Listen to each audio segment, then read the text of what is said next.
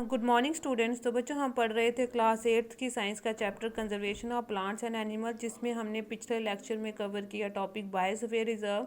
आज हम पढ़ेंगे वाइल्ड लाइफ सेंचुरीज और नेशनल पार्क्स के बारे में। तो बच्चों आज का हमारा टॉपिक है wildlife sanctuaries and the national parks.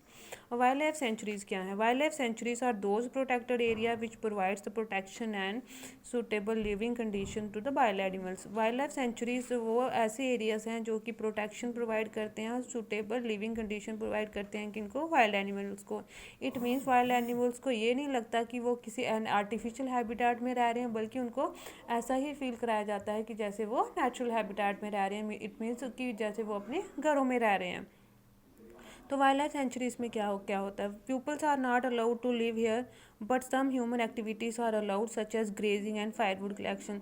लोग यहाँ वाइल्ड लाइफ सेंचुरी में अपना घर नहीं बना सकते, वहाँ पे रह नहीं सकते, लेकिन कुछ हद तक जो ह्यूमन एक्टिविटीज़ हैं वो यहाँ पे अलाउड हैं, जैसे कि ग्रेजिंग और फायरवुड कलेक्शन। लोग यहाँ पे अपने ग्रेजिंग कर सकते हैं, अपने जानवरों को चरा सकते हैं और वहाँ से लकड़ियाँ कलेक्ट कर सकते हैं। Tourism is permitted. वहाँ पे क्या है, वाइल्ड लाइफ सेंचुरीज में क्या होता है, टूरिज़्म को परमिट किया जाता है, लेकिन ऐसे आम लोगों को परमिट नहीं किया जाता। आम सिर्फ ग्रेजिंग के लिए परमिट किया जाता है और फायरवुड कलेक्शन के लिए किया जाता है, लेकिन लोग यहाँ पे रह नहीं सकते। Wildlife sanctuaries can be upgraded as national parks. Wildlife sanctuaries को हम अपग्रेड करके क्या बना सकते हैं? नेशनल पार्क भी बना सकते हैं।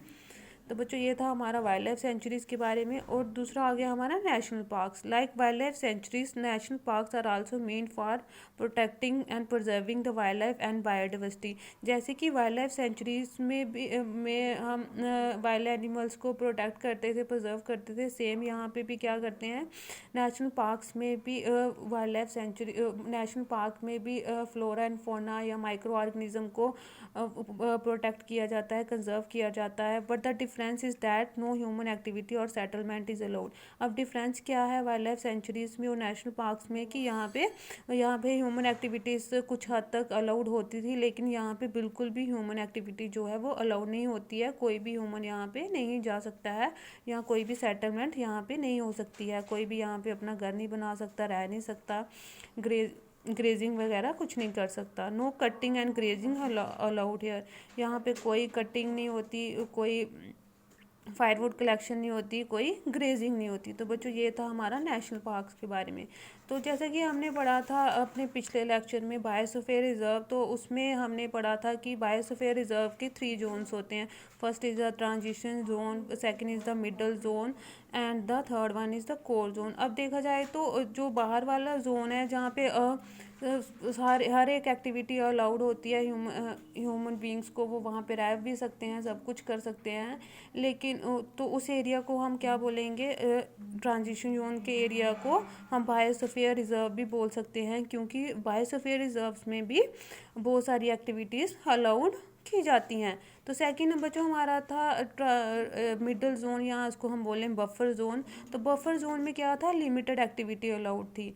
तो ग्रेजिंग और फायरवुड कलेक्शन भी यहाँ पे अलाउड था। तो सेम केस क्या है? वाइल्ड लाइफ सेंचुरीज में भी लिमिटेड एक्टिविटीज़ अलाउड हैं, ग्रेजिंग और वो फायरवुड कलेक्शन अलाउड है, टूरिज़्म अलाउड है यहाँ पे। इसलिए हम जो बीच वाला जोन है इसको बफर जोन को या मिडल जोन को हम वाइल्ड लाइफ सेंचुरीज भी बोल सकते हैं।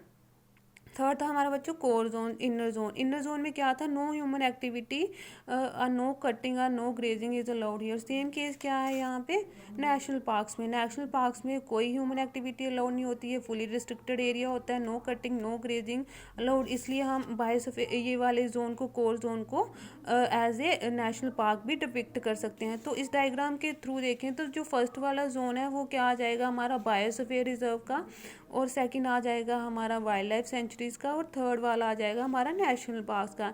इट मीन्स जो बायोस्फीयर रिजर्व है वो लार्ज एरिया है। बायोस्फीयर रिजर्व जो है वो लार्ज एरिया है, उसके अंदर वाइल्ड लाइफ सेंचुरीज भी आ जाती हैं और नेशनल पार्क्स भी आ जाते हैं। वाइल्ड लाइफ सेंचुरीज में इसमें बायोस्फीयर रिजर्व में बहुत सारी ह्यूमन एक्टिविटीज़ अलाउड है, हाउसिंग अलाउड है, कल्टीवेशन अलाउड है, लेकिन जो सेकंड एरिया मिडल जोन आ जाता है वाइल्ड लाइफ सेंचुरीज़ का, इसमें लिमिटेड एक्टिविटीज़ अलाउड है। और जो कोर जोन यानी कि जो नेशनल पार्क्स का एरिया है उसमें कोई भी एक्टिविटी अलाउड नहीं है।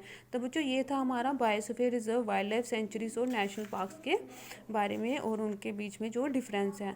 तो जो कुछ wildlife sanctuaries, some wildlife sanctuaries and the national parks of the JNK, इसमें हम कुछ वाइल्ड लाइफ सेंचुरीज और नेशनल पार्क्स के बारे में बता रहे हैं जो कि हमारे JNK स्टेट में एग्जिस्ट करती हैं।